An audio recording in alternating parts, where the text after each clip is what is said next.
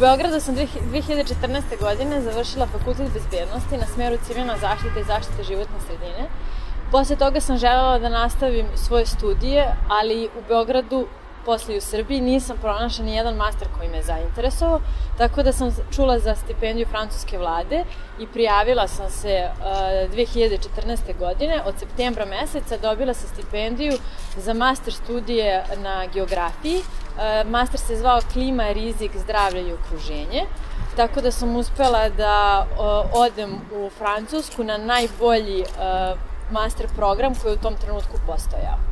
Birala sam profesionalan master zato što u Beogradu nismo nikad imali na neki način praksu pored teorije, zato sam baš želela da nađem profesionalni master, tako da sam pored 6 meseci gde sam imala ispite i nastavu, imala i tu mogućnost da 6 meseci radim u nekoj firmi. Ja sam radila u ADEM-u. ADEM je nešto slično Agenciji za zaštitu životne sredine ovde u Beogradu, tako da sam uspela da radim u sektoru za urbanizam, gde smo pratili kako klimatske promene utiču na grad, odnosno da li postoje klimatski talasi, odnosno toplotni talasi u gradovima. Francusku sam izabrala iz više razloga. Baš Azurnu obalu sam izabrala zato što sam oduvek želela da živim na moru.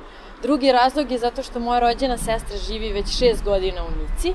A treći razlog je zato što od 3. razreda osnovne škole učim francuski jezik.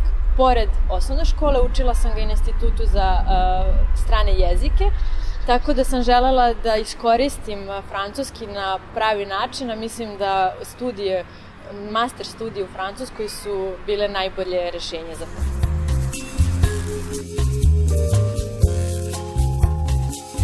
Pored ogromnog iskustva koje sam stekla u Francuskoj i nove stvari koje sam naučila, a sigurna sam da u Beogradu to ne bih postigla, upoznala sam fenomenalne ljude i stekla sam prijateljstvo za ceo život.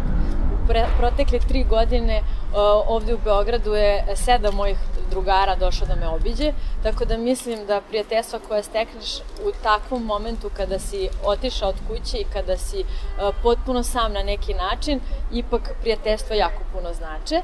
Takođe, ogromno iskustvo, za 3 godine imam godinu dana rada u firmama, tako da mislim da je i to jedno od velikih značajnih momenta koje sam stekla u Francuskoj.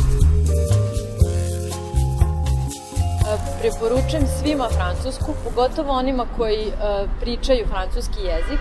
Njima će biti potpuno nešto novo, zato što francuski kada učimo u nekoj drugoj zemlji, kao što sam ja učila u školi stranih jezika, je potpuno drugačiji francuski od onog kada živimo stvarno u Francuskoj.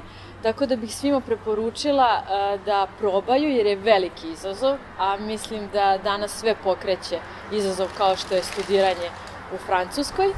Takođe je osamostaljenje, zato što ja sam iz Beograda i živela sam sa roditeljima, mislim da je to bio veliki korak za mene, samim tim sam i odrasla na neki način kroz tih godinu dana.